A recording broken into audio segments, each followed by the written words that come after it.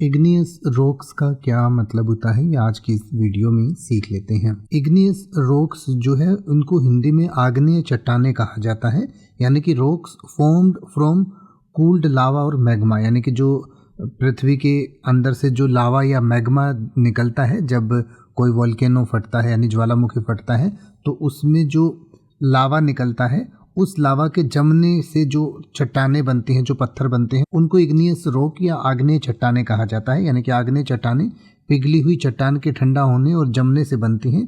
इन्हें मैग्मेटिक चट्टान भी कहा जाता है। आग्नेय शब्द लैटिन भाषा के शब्द अग्नि से लिया गया है और आग्नेय चट्टानें पृथ्वी के आंतरिक भाग से बनती हैं। और आग्नेय चट्टानों के बारे में कुछ बातें हम समझ लेते हैं। आग्नेय चट्टानों को प्राथमिक चट्टान भी कहा जाता है, यानी कि जो लावा के ठंडा होने से जो पहली चट्टान बनती है वो आग्नेय चट्टान होती है।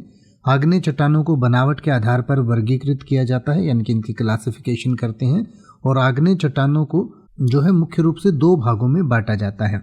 जैसे कि आग्नेय चट्टानों के कुछ उदाहरण हैं। ग्रेनाइट एक प्रकार की आग्नेय चट्टान है, बेसाल्ट, ग्रेबो, obsidian, diorite, dolerite, andesite, peridotite, felsite, pitchstone और प्यूमाइस। तो ये सब जो चट्टानें होती हैं ये सब आग्नेय चट्टानें हैं, यानी ग्रेनाइट जो हम घरों में पत्थर लगाते हैं वो इन्हीं सब चट्टानों से लिया जाता है।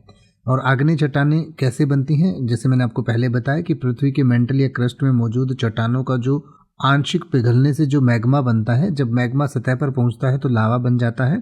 और मैग्मा का क्रिस्टलीकरण यानी ज्वालामुखी से बाहर निकलने के बाद सतह पर पृथ्वी की पपड़ी और फिर मैग्मा का जो है वो क्रिस्टलीकरण होकर वो जमकर जो है आग्नेय चट्टान बन जाता है। तो आग्नेय चट्टानों को इंग्लिश में हम इग्नियस रॉक्स कहते हैं।